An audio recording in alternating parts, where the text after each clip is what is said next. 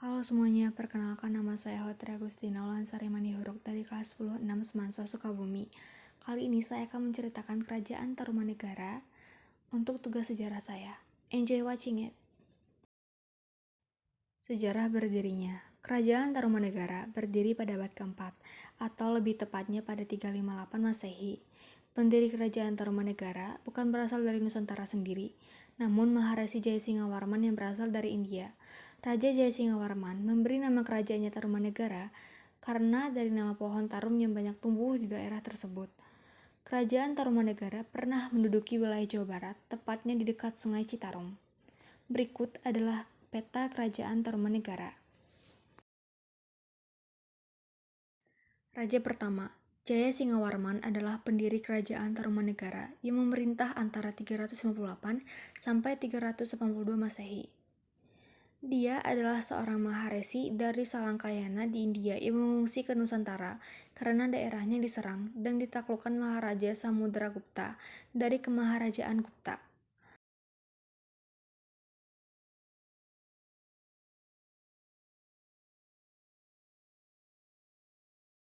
Fakta yang kedua, ia adalah menantu Raja Dewawarman V3. Lalu, setelah pusat pemerintahan berpindah ke Tarumanegara, Tarumanegara muncul menjadi kerajaan utama di wilayah Jawa Barat. Poin keempat, setelah Jayasingawarman wafat di tahun 382 Masehi, ia digantikan anaknya yaitu Dharmayawarman.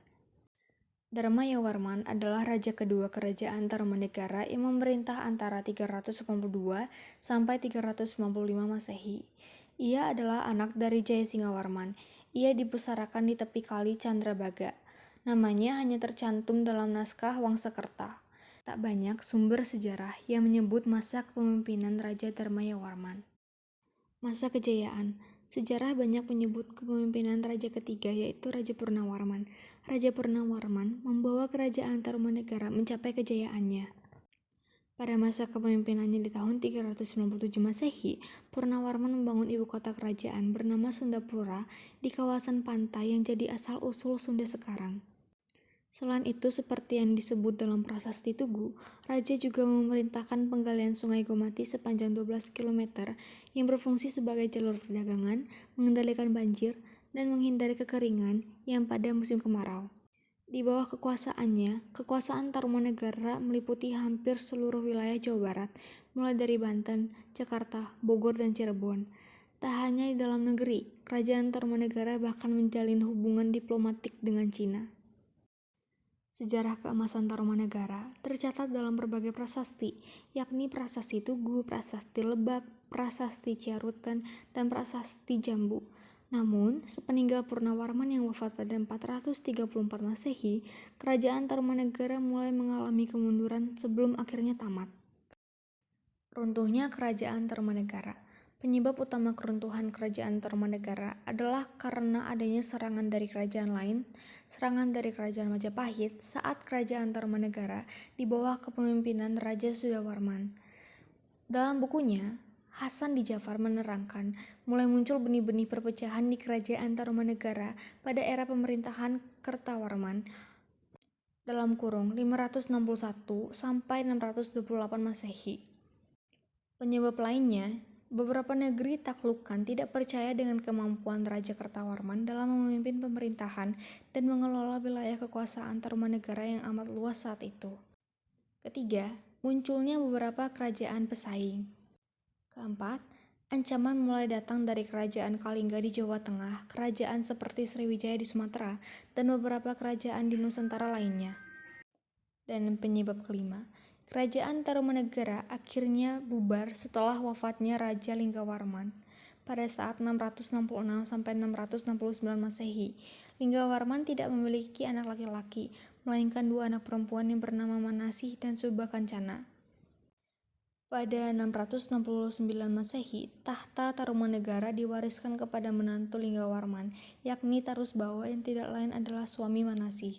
Disinilah riwayat kerajaan Tarumanegara benar-benar tamat.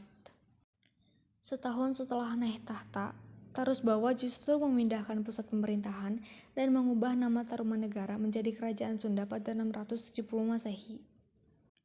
Situasi ini kemudian dimanfaatkan oleh Wretikandayun untuk melepaskan wilayahnya dari cengkeraman Tarumanegara. Wretikandayun adalah pemimpin kerajaan Kendan sejak 612 Masehi. Kerajaan Kendan saat itu merupakan salah satu wilayah taklukan kerajaan Tarumanegara.